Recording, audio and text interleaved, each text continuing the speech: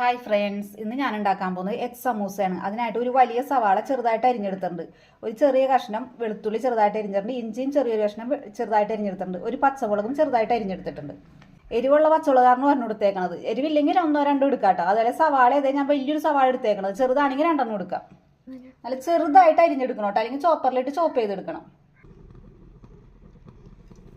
വെളിച്ചെണ്ണ ചൂടാണ്ടിട്ട് അരിഞ്ഞു വെച്ചിരിക്കുന്ന ഇഞ്ചിയും വെളുത്തുള്ളി ഇട്ട് കൊടുക്കാം.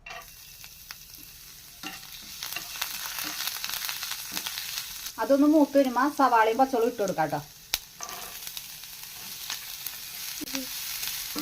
സവാള വാടാൻ വേണ്ടി അല്പം ഉപ്പ് ഇട്ട് കൊടുക്കാം.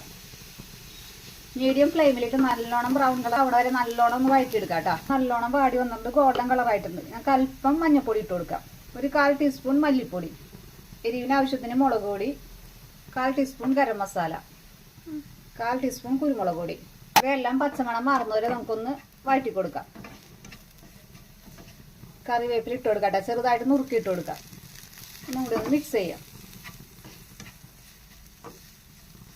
ഇതിലേക്ക് ഒരു ചെറിയ ഉരുളക്കിഴങ്ങ് ഞാൻ ഉടച്ചിട്ട് കൊടുക്കാം. കൈ വെച്ച് നല്ലോണം ഉടച്ചു കൊടുക്കാം. ഈ മസാല എല്ലാം ഉരുളക്കിഴങ്ങ് കൂടെ നമുക്ക് മിക്സ് ചെയ്യാം.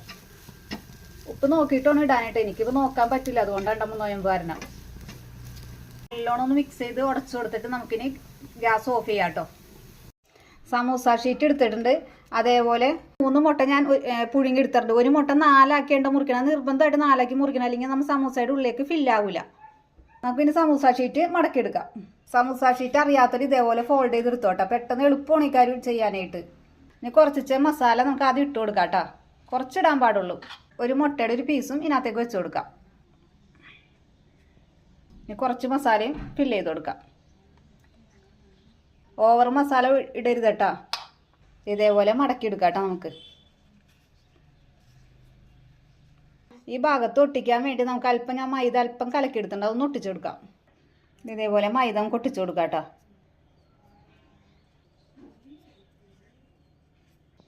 എല്ലാ സൈഡും ഒട്ടിച്ചു കൊടുക്കണം കേട്ടോ.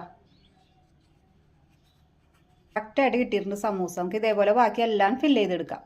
സമൂസ എല്ലാം ഉണ്ടാക്കി എടുത്തിട്ടുണ്ട്. നമുക്കിനി ഓയിലിട്ട് ഫ്രൈ ചെയ്തെടുക്കാം. നല്ലോണം ചൂടായിട്ടുണ്ട് കേട്ടോ. തീ കുറച്ചിട്ട് നമുക്ക് ഓരോന്ന് ഇട്ട് കൊടുക്കാം.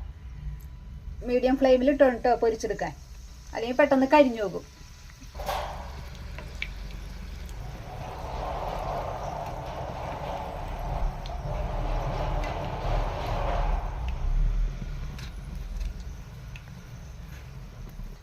സമൂസ 2 സൈഡും ഫ്രൈ ആയിട്ടുണ്ട്. നമുക്ക് കോരി എടുക്കാം കേട്ടോ. അത് എഗ് സമൂസ എല്ലാം റെഡി ആയിട്ടുണ്ട്. അപ്പോൾ ഓക്കെ, ബായ്.